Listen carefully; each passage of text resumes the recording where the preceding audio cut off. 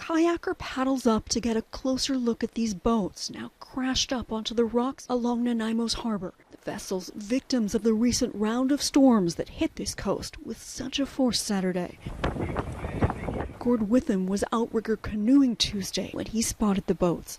And there's two boats there. They're run aground. It might have been anchored, or maybe it cut loose and drifted over there. We don't know. But it's quite a sight.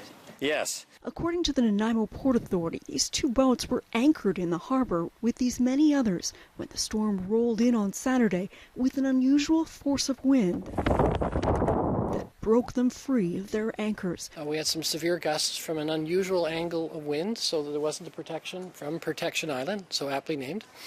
And the vessels were caught basically beam on to the wind because of change of direction.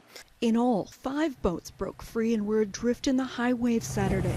A team made up of Royal Canadian Marine Search and Rescue, a debris salvage vessel, and a harbour patrol boat worked to capture the boats, to save them from hitting other vessels and the rocks of nearby Sasatchin Island. So we had a variety of resources responding to numerous vessels heading towards the beach. 3 were kept off the beach, 2 unfortunately took the bottom, and one of them required the extrication of onboard crew member who was suffering from medical complications. The storm also downed trees and power lines across parts of Washington state. In King County, this tree fell on a car, trapping 3 people inside. Incredibly, no one was injured. Fortunately, according to the Nanaimo Port Authority, the environmental impact from these sunken boats was minimal.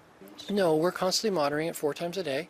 And as well, the shoreside staff from the park have been monitoring from the shoreside. That monitoring will continue until the boats are safely removed from these rocks by the Coast Guard. But that could take months. This sailboat, whose mast is now the only thing still visible above water, sank in the harbour back in October 2024. So Nanaimo officials are hopeful it will be removed with these 2 new boats sometime in the year to come.